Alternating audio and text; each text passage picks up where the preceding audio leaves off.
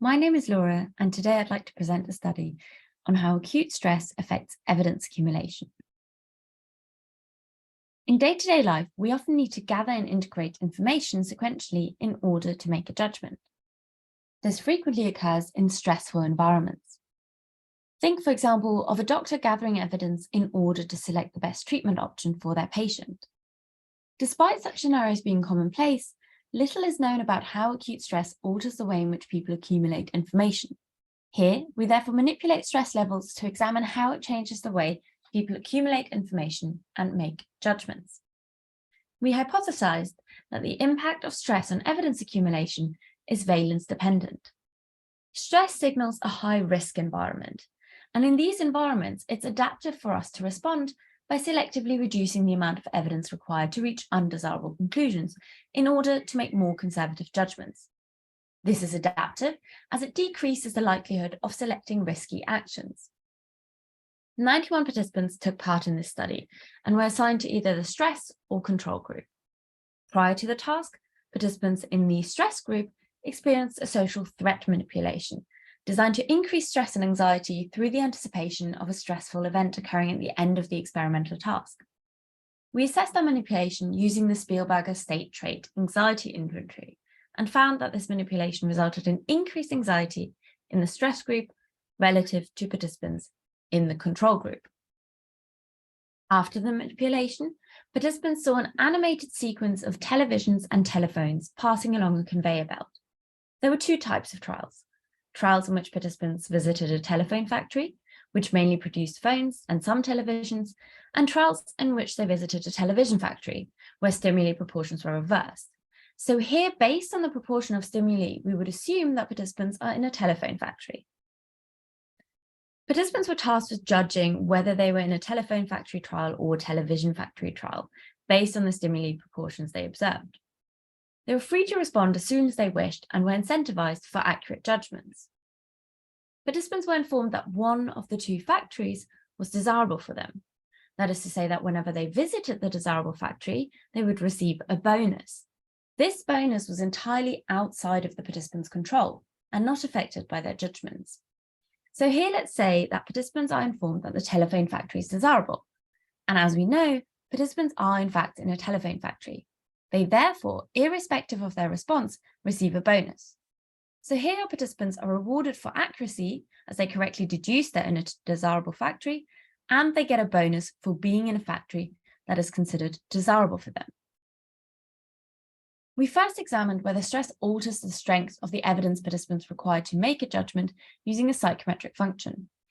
In doing so, we used a psychometric equation to relate the proportion of televisions participants observed on a given trial, which you can see on the x-axis here, to the likelihood of participants deducing that they were in fact in a TV factory. We did this separately for participants for whom the television factory was undesirable and for those for whom it was desirable, as well as split across conditions. So here you can see the psychometric equations when participants are in an undesirable factory. Control is a dotted line and stress is the thick line. And as you can see here, participants under stress compared to control required weaker evidence to reach undesirable conclusions. So to explain this, let's say half of the stimuli participants observed are TVs. In the stress group, participants would say that in a TV factory, when that TV factory is undesirable, 60% of the time. By contrast, at 50% evidence, participants in the control group would only respond that they're in a TV factory 35% of the time. So stress increases the likelihood of participants reaching an undesirable conclusion. It shifts the curve leftwards, thereby reducing the amount of evidence required to reach undesirable conclusions. By contrast, there was no difference between stress and control group in the strength of evidence required to reach desirable conclusions. We then modeled participants' behavior using drift diffusion modeling to examine which of the accumulation parameters were affected by stress. Let's say participants find themselves in a desirable factory. In this case, they have two options. They can say that they're in a desirable factory, which would be the correct response, or an undesirable factory, which would be the incorrect response. And here you can see the rate at which participants accumulate evidence before concluding they're in a desirable or undesirable factory. This is called the drift rate. Now, our model accounts for two ways in which stress may affect evidence accumulation. On the one hand, it may affect the starting point. That is to say that prior to accumulating evidence, participants under stress may be biased towards saying they're in an undesirable factory. And we can see this in the shift of the trajectories towards a negative boundary. Alternatively, stress may affect the way in which participants weigh valence information. This is represented by the drift rate bias, i.e. the steepness of the slope. So here they place greater emphasis on undesirable information.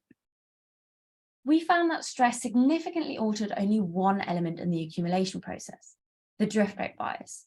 So here you can see the posterior distribution of both stress depicted in the light grey and control depicted in the dark grey for the drift rate bias. The valence-dependent bias in drift rate in the control group was significantly greater than in the stress group.